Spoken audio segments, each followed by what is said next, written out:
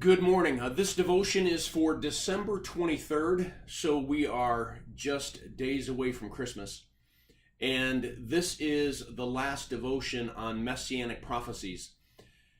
Now, there are many more, obviously, but we can only do so many in the Advent month. Today's verse is Zechariah, chapter 12, verse 10. I will pour out on the house of David and the inhabitants of Jerusalem a spirit of grace and supplication. They will look on me, the one they have pierced, and they will mourn for him as one mourns for an only child, and grieve bitterly for him as one grieves for a firstborn son. And the title for today's devotion is Drink Deeply of His Grace.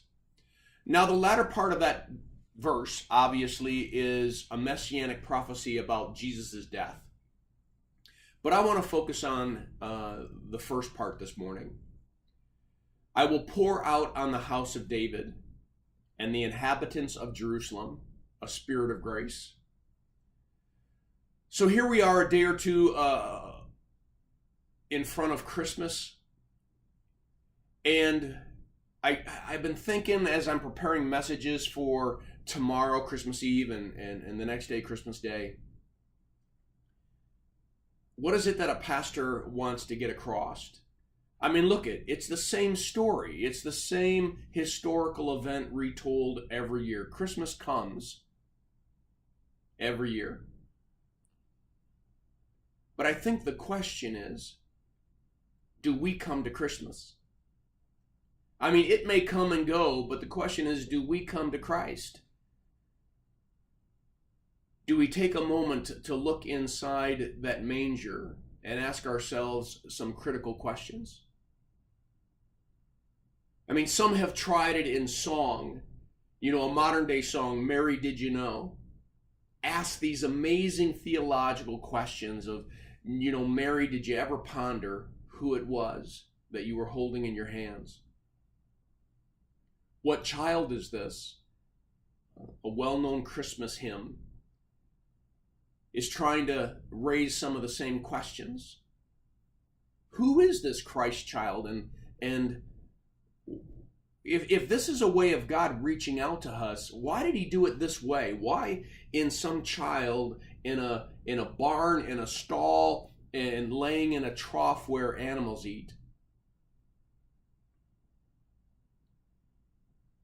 And I guess every pastor's heart would be screaming out, he did it this way because he loves you.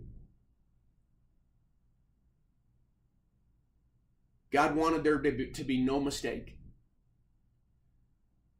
that when you see this Christ child, you are seeing how much I love you, how much the Father loves his children, that he would send a Savior, that he would send a substitute, that he would send an expression of his love. And as you watch Jesus grow up and you watch him in ministry, he is simply loving and having compassion on those who are broken and hurt, those who are suffering and those who are ill, those who are in pain. He is bringing grace and forgiveness.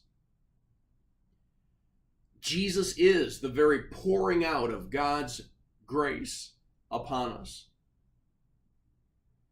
So I want to encourage you that this Christmas Eve and this Christmas Day, even if you end up in a church worshiping, that you don't just let the day of Christmas come and go, but somehow you come to Christmas. I mean, if I could have my wish, that every single one of us would kind of stop time. And like the shepherds, we would come into that stall and we would come into that manger and we would stop and we would absorb and we would ponder all that is happening and all that God is doing and what it all means. And I pray that like the shepherds, we would leave glorifying and praising God because we have experienced his grace. Well, I encourage you to read the devotion attached. I pray that this devotion is a blessing to you. Have a firmly rooted day. And and a Merry Christmas.